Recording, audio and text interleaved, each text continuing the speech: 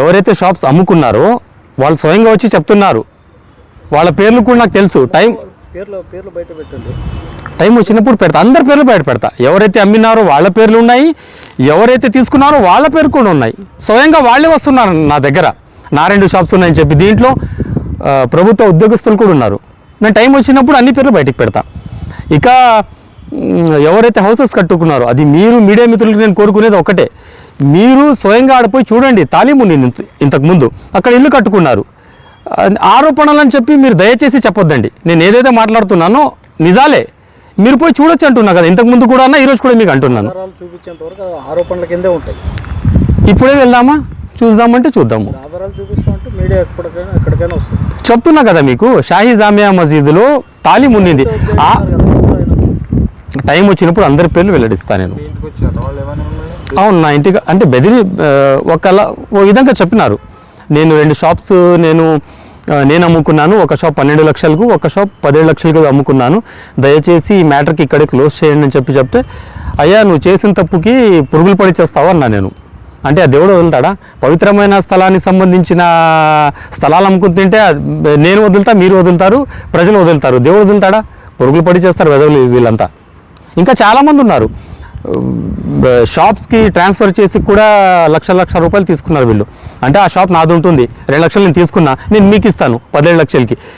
ఈయన గుజరీ రౌఫ్, ఈయన ఏం చేస్తాడు, 1 లక్ష రూపాయలు తీసుకుంటాడు, ట్రాన్స్ఫర్ కొట్టిచ్చేస్తాడు. ఆ 1 లక్ష రూపాయలు మసీద్కి సంబంధమే లేదు. ఇప్పుడు చిరు వ్యాపారస్తుల గురించి కూడా ఇంతకుముందు కూడా చెప్పినా మీకు, ఆ చిరు వ్యాపారస్తుల దగ్గర వసూలు చేసే డబ్బులని మసీద్కి దక్కాల. ఏవైతే డబ్బులు వస్తాయో అది మసీద్కి లేదు, మున్సిపాలిటీకి లేదు. తన గుండాలు, తన రౌడీలు వసూలు చేసి తింటున్నారు. మీరు ఇంకా ఏమైనా అడగాలనుకుంటే మీరు 7 కోట్ల రూపాయల పరువు నష్టం దాబా అంట. 7 కోట్లు అంటే మేము ఆయన పరువు తీసినామంట. నేను మన మీడియా సోదరుడు మన గౌస్ గారు తీసామని చెప్పి మన ఇద్దరి పేరు మీద 7 కోట్ల నోటీస్ పంపించినాడు ఆయన. దానికి రిప్లై ఇస్తాము రాబోయే రోజుల్లో, అతి త్వరలో. వాళ్ళు ఎవరైతే గుండాలు ఉన్నారు కదా, నన్ను మీడియా సమావేశం పెట్టి బెదిరించినారు. చిన్న పిల్లలతో ప్రెస్ మీట్లు ఇప్పిస్తాడు. నన్ను నీ అంత తెలుస్తామని చెప్పి కూడా చెప్పినాడు. అది మీరంతా చూసిన విషయమే. అంటే నోటికి వచ్చినట్టు వాగుతున్నారు. ఎవరైతే దర్గాలకు సంబంధించిన స్థలాలు, ఆశ్రకానికి సంబంధించిన డాక్యుమెంట్స్ పెట్టుకొని ఎవరైతే పవిత్రమైన స్థలాలకు సంబంధించిన డబ్బులు దోచుకొని తింటున్నారో వాళ్ళు వచ్చి మీడియా ముందు మాట్లాడుతున్నారు. ఇది ప్రజలందరికీ తెలిసిన విషయం. ఆదోని పట్టణంలో అనుకోండి ఒక 60,000 ముస్లిం మైనార్టీస్ ఉంటే 40,000 ముస్లిం మైనార్టీస్ అందరూ నాకు చాలా నిజాయితీగా మాట్లాడినారు.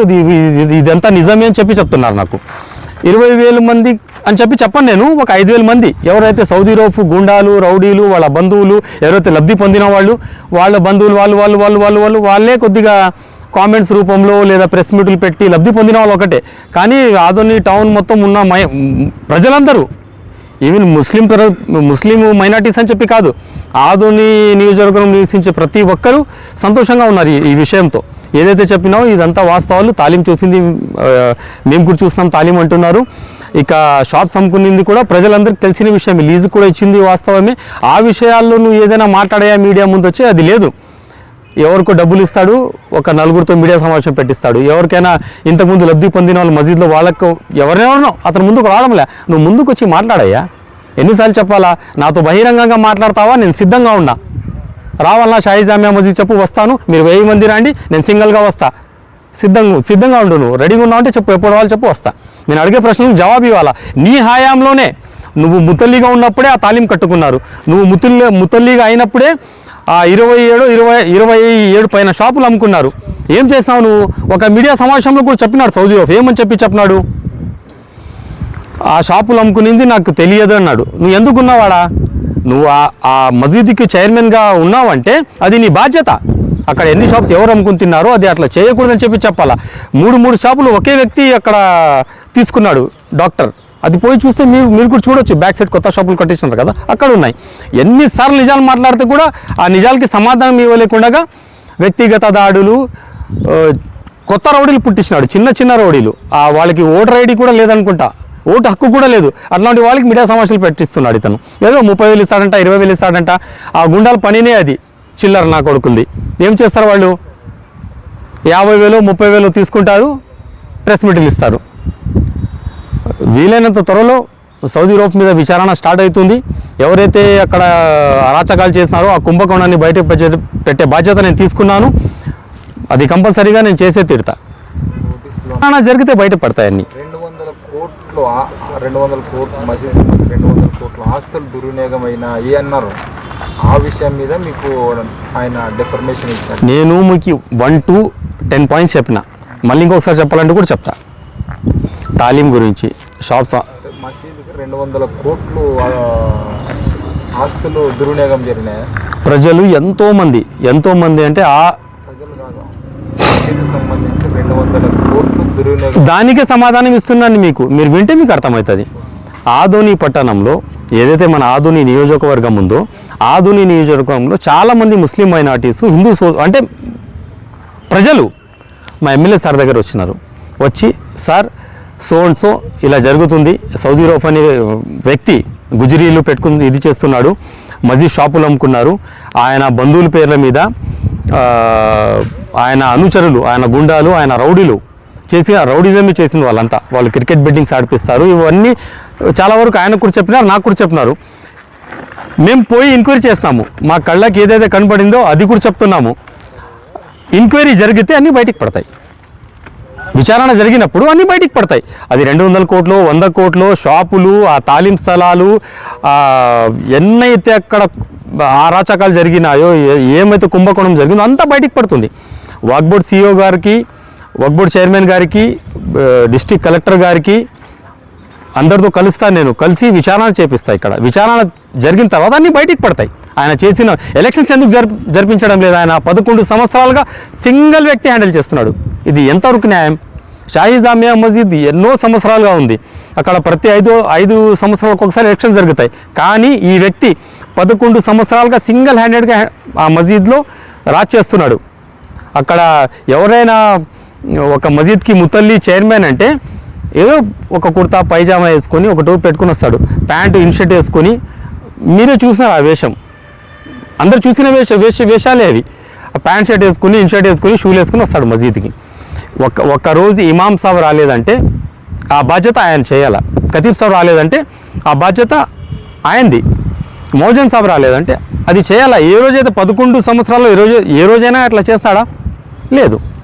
నేను చెప్పిన, ఇంతకుముందు కూడా చెప్పిన, ఏదైనా నిజాయితీగా మీడియా ముందు వచ్చి మాట్లాడితే సౌదీ రౌఫ్ అనే వ్యక్తి, ఈ గుజరీ రౌఫ్ ఏం చేస్తాడు తెలుసా?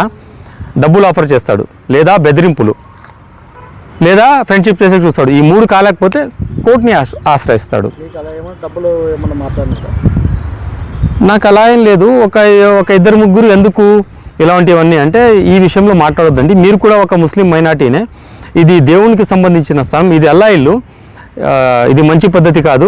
మీరు కూడా నాకు సపోర్ట్గా రండి. ఆధునిలో మత పెద్దలు ఉన్నారు, గురువులు ఉన్నారు. హషర్ రోజున జవాబు ఇవ్వాలా. చచ్చిన తర్వాత హషర్ రోజు చెప్పి ఒక రోజు వస్తుంది.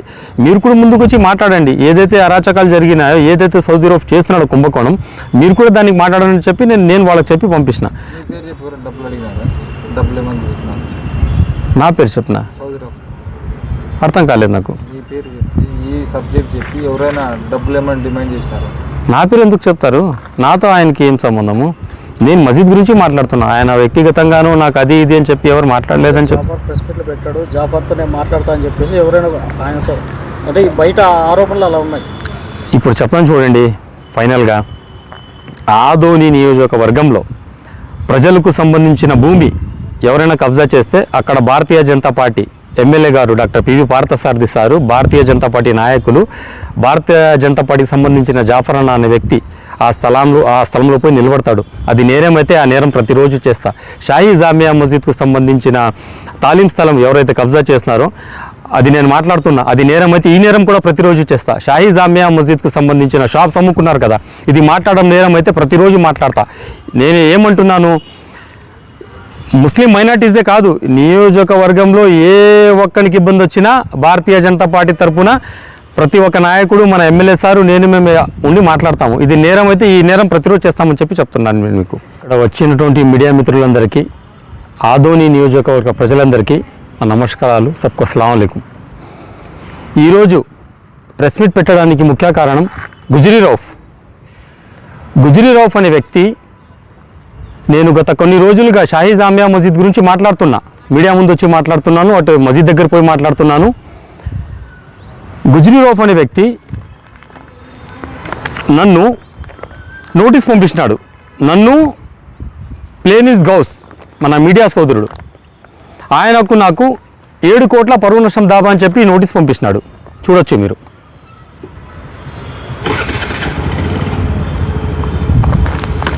ఈ 7 కోట్ల నోటీసు ఎందుకు పంపించినాడంటే మేము మీడియా ముందు వచ్చి నేను మాట్లాడుతున్నందుకు ఈయన తీసి ప్రజలకు తెలియజేస్తున్నాడు చెప్పి ఈయన మీద. ఇది ఎంతవరకు న్యాయం? షాహీ జామియా మస్జిద్ తాలీం స్థలంలో ఇల్లు కట్టుకున్నారు. ఆ విషయం అడుగుతున్నా.